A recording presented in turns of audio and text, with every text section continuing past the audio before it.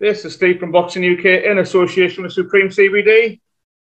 Enzo Maccarinelli, it's 5:51 in the morning and we've just watched Canelo lose his first fight. Things I do for people I like. You're a top man, Enzo. Yeah, mate, I said it. I thought yesterday, I put a tweet out yesterday, I thought he'd get it. I thought it was going to be very controversial, so I'm glad the judges done the right thing. I basically said when he fought, I worked the fight when he fought Kovalev. At 175, he looked slow, he looked flat-footed, and he was lucky he fought a well past his best Kovalev. And you know, I think if Kovalev the fight before had gone out and smashed Anthony Yard, that fight wouldn't have happened because of the trouble Yard had him in. That's the way the fight happened. And he was. If I remember rightly, he was either close or he was losing a scorecards with Kovalev. Yeah. But got to him in the end. But with Bivol, he was just too well schooled, too well disciplined, and just too big. That exercise advantage just told the story of the fight. You know, he never fell in, he kept his range, and Canelo just didn't know what to do because he couldn't do nothing. That was a surprise, Enzo, wasn't it? We've normally seen in the past with Canelo, he's had a plan B or a plan C. He just seemed flat throughout, didn't he? To be honest, mate, he had a plan B, he had a plan A, he had a plan C. It's just because of the mobility and the discipline that Bivol showed, he just couldn't get away with nothing. He couldn't use his... If you watch it, he was pushing Bivol back. But when Bivol didn't want to go back, he just nudged Canelo off. Yeah. He pushed him off, and he showed his power and he showed his extra strength. I have to ask Enzo before we look at the fight in any more depth. 115, 113 across the board. It wasn't that close, was it? Not for me, mate. I had it 9-3 Bivol, and I'm a big Canelo fan. I was trying to give Canelo runs so I could possibly see an 8-4, but that's a lot off me. And like I said, I'm a massive Canelo fan. I'm not really a Bivol fan because that's not my style of fighting, but credit where credit's due.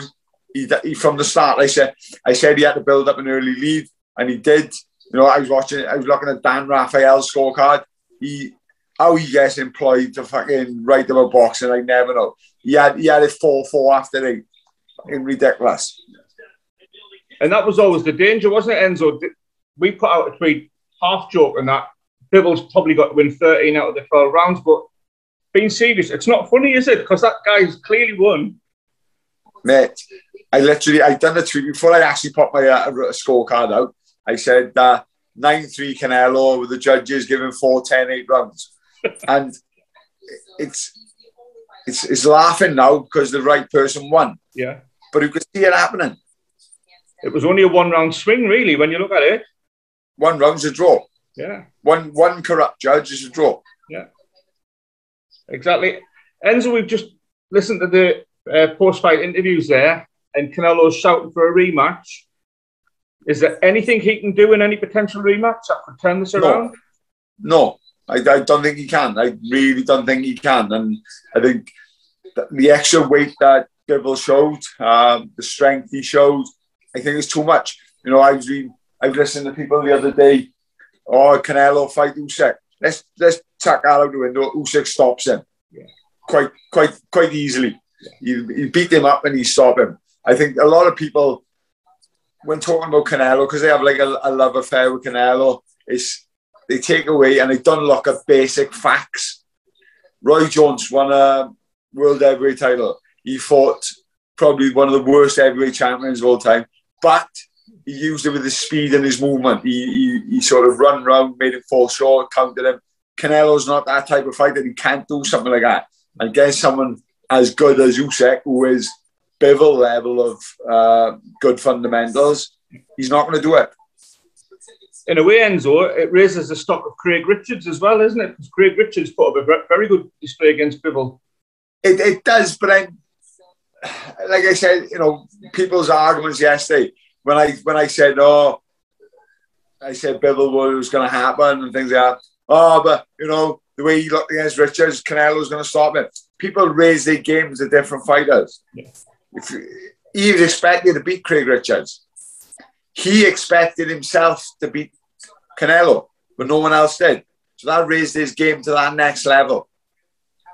Good man. Enzo, if you were advising Canelo, where should he go next?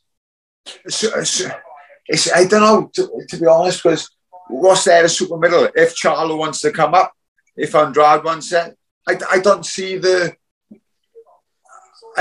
benefit of the Andrade fight, because I think it's going to be a boring fight. Canelo wins. Canelo beats Charlo as well. Benavidez would be a good fight.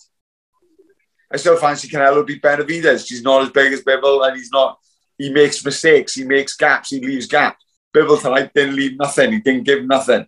But it's what he wants. He's after legacy. For me, I see people saying he's ducking Charlo. He's not ducking Charlo, he wipes the floor with Charlo. Charlo fought above 160. Canelo fought 160 for years. So it's what he wants. It's what he wants to do. It's where he wants to go. I see him wanting the rematch. I think he's that type of fighter. But you'd advise Enzo, that light heavy's probably a step too far. It is a step too far. Berbatev's a killer. Yeah. Berbatev's an absolute killer. Yeah. But he's not Bivol level of discipline. So I'd give Canelo more of a chance against Berbatev than Canelo. Than Bivol. I think he leaves gaps, he makes mistakes, he tries to finish, he falls in. Bivol didn't. Bivol, if you watch it, Canelo likes his trick when he goes in the back of the ropes. He leans his head forward. When he leans his head forward, he's waiting to throw an uppercut. So when you throw an uppercut, you leave yourself open and counter you with a hook. Bivol not once fell for it. Berbatev might. So if he was going to go light heavyweight again, if he had a choice, I go Berbatev over Bivol. I'm listening to Eddie Hearn now. Now he's saying Canelo has no right to be at 175. He wasn't saying that earlier in the week, though, Enzo. So yeah, he wasn't saying that earlier in the week. He's tell Sand of the Arabs. Maybe that's why you're not on the commentary. Possibly, mate, because I'll say it as it is. But no, Canelo is a fighter. He is strong at a weight, and he beats the majority of light heavyweights. Yeah. He generally does. He is that good. He beat a lot of cruiserweights as well. But when you step up into the levels of a Bivol, who are great amateur experience, and if you watch it tonight, he boxed an amateur style. He had his demeanour all through the week. He was confident. He was relaxed. And Canelo looked a bit more tense than normal. I think he knew the challenge he was facing. They didn't take this lightly at all. They knew the challenge that they were facing. But tonight, the realisation hit home then that he's not an actual light heavyweight. Two very quick ones, Enzo. There wasn't much on the undercard there, was there? There's been a few undercards recent. I was flicking through watching the UFC. I've never been so disinterested with an undercard. I watched that Zhang. And I was it for me. I had no interest. I was more laughing at the girls ringside on their phones. There were 7 or 8 girls ringside. No one say look at the fucking fight. It was just all on their phones, and again, someone mentioned it on Twitter, and I just started laughing. I just couldn't take my eyes off them, and they just turned my head. But that's how bad the undercard was. It was. They all slagged the Fury undercard off, but then you had Nick Ball and Lowe was a hell of a fight. Yeah. Esserman Bentley was a hell of a fight. Yeah. So I was but then because it's a big show and it's padded, full of fights. Yeah. Not really a good undercard. No, it was rotten. Shit. I'll be honest. It's shit. I can't say one really good. It was shit. Last one, Enzo. It's 6 o'clock. What do you do now for Sunday? Well, to be honest, I'm going to watch it a little bit more UFC because I haven't watched it all. I'm probably too ramped up on caffeine to go to sleep, so I might go for the gym. Good, man. Enzo, I really, really do appreciate you giving us 10 minutes of your time straight after, mate. Only because it's you.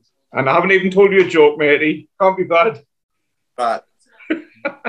Enzo Maccarinelli, enjoy the rest of your Sunday. Ta-ra, Steve. Take care, fella. Thanks, Enzo. Ta-ra, mate.